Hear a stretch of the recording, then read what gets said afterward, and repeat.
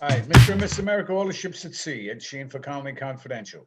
Today we're going to have another wonderful interview with Paul Giannamore.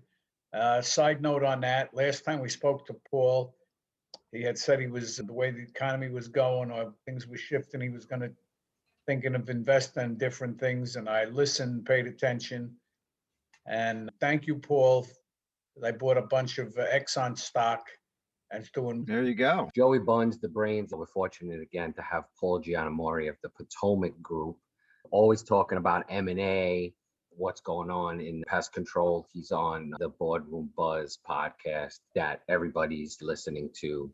They recently reached a milestone of 100,000 downloads. Congratulations to you and Patrick and the entire group. Thanks, Joe. I appreciate it. It's been fun. As you guys know, producing a podcast is a total pain in the ass, like scheduling this stuff and trying to run a business here. And yeah, it's a lot of work. You guys have really done an excellent job over the years. You're probably the longest running one in the industry. So congratulations to you guys as well. Thank you. You got content laid up forever with all the M&A. As soon as a guy sells or a girl sells or whoever, boom, they come on the podcast and give all their trade secrets. That's right. It's funny because it's really hard to get current clients that are doing really cool shit to come on the show because they don't want to give away the secret sauce. So it's like none of these guys are willing to talk until they sell. And then, of course, they give away everything. But no, it's been good. It's been fun. Do some different stuff, though, guys. You do a podcast, and at some point it becomes Groundhog's Day, right? And our show is different than yours. You guys are really in the trenches, and you talk a lot about stuff that are impacting directly owners. You guys have technical stuff. Heard you guys get some insurance folks on, HR related. So you're really mixing it up, and you're doing some cool stuff. So keep up the excellent work here in the industry. Thank you.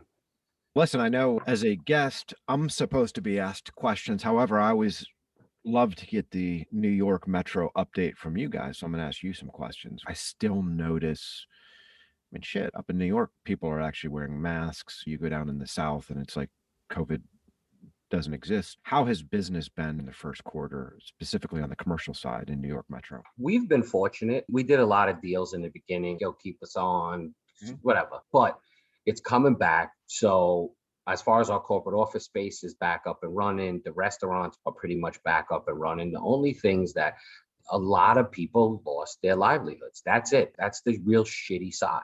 You know what I mean? We lost a large account that had the worst margins probably in history, only to lose it to a huge company that went in lower than us, which is comical.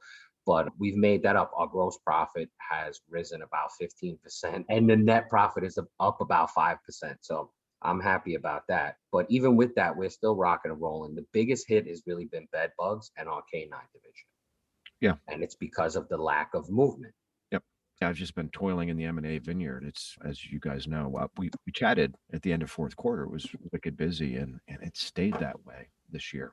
So that's good, because what is going on over there now? Because the tax situation, there's so many variables that are going to make, just when you thought it couldn't get worse or more busy, it's probably going to. Yeah, last year, so when we talked, it was after the election. So tax policy or expectations for a change in tax policy kind of drove a lot of the decisions last year. People up, as we got to the general election, everyone was concerned about a Biden win and let's get out now, because if they change tax law in 21, we're in trouble. So now we've got Biden in, and you guys are looking at the rhetoric. I mean, I read about what the New York state legislature is doing up in Albany, and everyone's screaming bloody murder about state taxes, and Manhattan might be the most heavily taxed jurisdiction in the United States soon, beating California, between city, state, and local. So it's all of this uncertainty, I think, is making people, it's making owners say, hey, if I'm going to be getting out at some point in the near future, I might as well get out now. And on top of that, Joe, we've seen valuation multiples have continue to be propped up just because of all the government fiscal and monetary stimulus. So I think what'll happen is we will probably see north of $2 billion in M&A transactions in the global pest control industry this year, which would break a record. We've never seen more than 1.8 or 1.9 billion. I think we definitely get over 2 this year. And when you say that number, you're talking about not the actual dollar value of the company, but the valuation of it. So if they're getting 3-to-1, that's where you're getting the 2 billion from. No, yeah. So where I'm getting the number is that number is the acquisition spend. So it's the total dollar amounts that change hands. So the big Right. companies will probably spend over 2 billion this year buying up smaller companies. Yeah. That's crazy. Yeah. So when is this bubble going to burst? I don't know, man. Like, if I knew that, you and I wouldn't be chatting right now. I would clearly be doing something more lucrative. I don't know. It's one of those things where, in my mind, I feel like central banks around the world are really boxed in.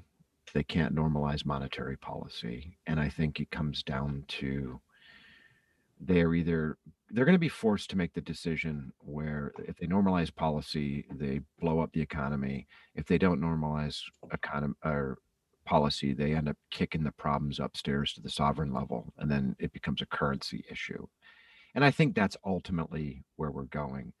It's not 1981 or 1982. I know, Joe, you and I were eating Play-Doh and shitting our pants back then, but Ed, you remember the late 70s and the early 80s when Volcker came in and elected, and you had the 81, 82 recession, and he said there's got to be a lot of pain because we've got to purge this system and we got to get rid of this double-digit inflation. And we had the deepest recession in 81, 82 than we had since the Great Depression at that period of time. But they worked the inflation kinks out of the system. And as you'll recall, by the 1984 general election, it was, what was that quote? Morning in America. You remember that? Yeah, I do remember that. It's Morning in America. Yeah. So I don't know when this consolidation bubble blows up. I used to try to prognosticate. Now I just realize that I really don't have any idea. So I just look at what's going on in the here and now. And I was never, for years, I was never the guy to say, hey, it's a seller's market, you got to get out now. I was always really just focused on monitoring the situation and trying to help our clients make the right decisions for them. As we have gotten into 21, I've gotten more and more looking at this saying, if you're close to retirement, then at some point you become an idiot for not pulling the trigger, just given what's going on, because we know it'll all change, but everyone's situation is different. And It's got to change because it true or false. These are probably hard for you to say, so I'll just say no, just say it. it's over. We're over evaluating these businesses 4-to-1 at some point. It's like Tesla and all these other properties. It's speculative to a certain extent, because to a certain extent, aren't the buyers speculating on the potential growth of the business that they're buying and hoping that it works, which you probably have better documentation than me, but Terminex bought Assured, and how many businesses were created by that, and how much did they actually lose? So what's the real, are they overvaluating them? Absolutely. The implied forward return of any sort of income producing asset is directly based on what you pay for it, right? The higher the price you pay for it, the lower the forward implied returns are. So we're in a market right now where the implied returns on a pest control acquisition are somewhere in the mid to low single digits, which is not sustainable. And so that will obviously change. And I'm a big believer in mean reversion. You're going to have massive dips. At some point, things tend to be mean reverting, and the pest control market will be mean reverting. These multiples will go back down to where they were historically, but it's going to be a very interesting next few years, given we've got an administration now that's focused on really spending a tremendous amount of money. And taking it out of our pockets. Absolutely. It's one of those things, Joe, where if you look back historically, when we were just talking about the early 80s, well, we had treasury bonds trading, they were yielding 7, 8, 9, 10, 11%. And the Federal Reserve cranked up the discount rate, drove up the yields on bonds to attract foreigners. And in the 80s, it was the Japanese buying the bonds. Now we just don't have foreigners buying US bonds, and it's really the central bank buying them. And so we're effectively monetizing the debt, which I think is going to turn into a very big problem. I know over the years, you and I have talked a lot about, I'm all about international diversification, because I have a lot of concerns about, I have concerns about what Trump did. I have concerns about what Biden did. I don't trust Congress. So anyway. Yeah, and look, foreigners are buy real estate in the U.S. now. Why buy a fucking bond when you could buy an $80 million apartment that's worth 110 in 5 years? That's right. That's right. We see it all the time in places that we service in the New York City area. The building is 85% full, but there's only 50% people living there because every unit above $10 million is a foreigner that bought it just to park money out of their country. So what do you guys think about New York in general from a population perspective? Do you think that this whole exodus will continue out of the metro area into places like Florida, for example? No, I don't think so. I think so. I'm in a networking group every Thursday. It's all builders and everybody in the commercial space of New York City. Mhm. And when I started with them 3 months ago, it wasn't, a lot of them were dying, trying, oh, things, we hear it's coming back. But now the amount of deals being done, the amount of real estate being bought, the amount of construction RFPs and rebuilds and new builds, and I think it's going to come back. I think the landscape is going to be different. I don't know if this is even possible, but there'll be more liberals in New York City. Well, because I think that the mass exit is a lot of people that are concerned about their money, and which they should be, and who can afford to get out of here. And then other people see the future and what's going to happen and understand that these, to a certain extent, are the natural ebbs and flows of government, which is that it sucks no matter when it happens, and you got to ride the highs and the lows. A very interesting quote just about what Biden is doing with the taxes. Somebody texted me in a group chat, this is the highest tax since Bush. And I was like, okay. And then they kept going on a rant. And I was like, wow, so we haven't gotten taxed this much since Bush. And it wasn't Bush 2, it was Bush 1. Mhm. So I was like, okay, so we had a solid, whatever that is, 16, 20 years of less taxes. And now we've only gone back to what it once was 20 years ago. It's not that bad. It still sucks. Don't get me wrong. But Mhm. so it's ebbs and flows. You got to ride it when it's good. Cars, for example, for how long cars was 0% interest, then they went back, economy was good. Now the economy's in the shitter again. You're back to 0% interest for 7 years. You just got to ride it. Like you said, buy when you can, be smart with your money. So I think New York is going to be fine. I don't see. I think that you draw a comparison. I remember New York, I think it was the late 70s, was going bankrupt. And there was a guy, Royden, they had to bring him in to straighten out the finances and everything. And a lot of people were bailing. And it took a while, but New York came back eventually, bigger and better than ever. Now they hit another bump in the road. This is more than a bump in the road, but I think they'll come back, but it's not going to be quick. It'll come back eventually. Yeah, New York is going to suffer from all of the deals, the long-term deals that were made during COVID, as far as real estate goes, in my opinion. So you had a ton of real estate space that was being sold for hundreds of dollars less per square foot than in the height. Yeah. And they were doing long-term deals to get the money. So that'll be part of it, but the money's still going to be there. But either way, do you see, Paul, anybody taking New York's crown as the Financial center.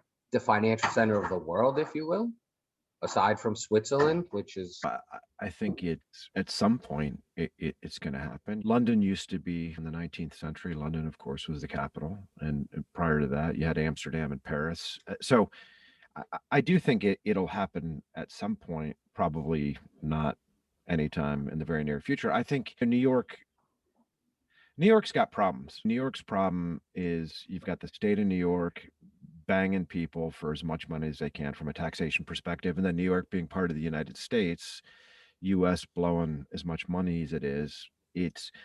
We've got these massive twin deficits. I just think back when you look at things historically, the US's balance sheet was far better in the 70s and the 80s, and when you had all these other sorts of crises, even in the great financial crisis, the US's its balance sheet was in much better shape than it is now. So this is potentially problematic in the relative near term. And I think if you look at the financial press, everyone's worried about inflationary impulses, right? And you listen to Chairman Powell, who talks about, hey, this time it's different. The world economy is much more global. There's not going to be nearly as much wage and price pressures. But I look at it and say to myself, how is it that we can send out checks, trillions of dollars in checks to everyone? A lot of folks not working, we're not producing goods. So to me, it's just more money chasing less goods and services because people aren't working. I guess my whole theory is that if we get into the same sort of predicament we were in the late 70s, we don't have Paul Volcker to ride in and save us and raise the discount rate to 20%. Just jack up interest rates, halt the economy. We're far too levered. So the US has kicked the financial problems up to the sovereign level. And so it's all of this asset price inflation we're seeing right now, I think, is a direct result of really what the government's done over the last 10 years. And so I think 2021 is probably going to feel good for a lot of people. I think the government is creating a lot of inflation. And I think in the early stages, that feels great. It's the bust that comes after it, which is problematic when we got to pay the piper. And only certain people are paying. Yeah. The reality is, it's weird for a guy like me to say this because I really am a hardcore anarcho-capitalist and don't believe in central states and taxation. But I believe in higher tax rates before I believe in something that's far worse, which is the stealth tax of printing money. And so that really hurts society when you've got a tremendous amount of inflation creep in. And I think that's what this government's going to do. Next time on Colony Confidential. I've often viewed a recession is a result of a boom, like in a boom bust cycle. And so the recession is what ultimately cleans up and purges the economy. When you have business owners that make bad decisions based on the projection, or you, as an entrepreneur, what do? You try to allocate resources, labor and time and land and capital, and you create a business and you try to serve needs. Well, over a period of time, in kind of inflationary booms, entrepreneurs make a lot of mistakes, and the recession purges that. That cleans out crappy businesses. It cleans out bad decisions. It makes the economy ultimately stronger, where the fittest survive. Mr. and Miss America, all the ships at sea. Ed Sheehan for Colony Confidential. You know, I've always said training never ends. In order to be successful, you have to keep learning. In operations, there's nothing like learning on the go. Check out Nobi. It's a micro-learning platform that delivers all your employee training, onboarding, and community all in one place. Find it at nobi.com. How do you spell Nobi? That's GNOWBE.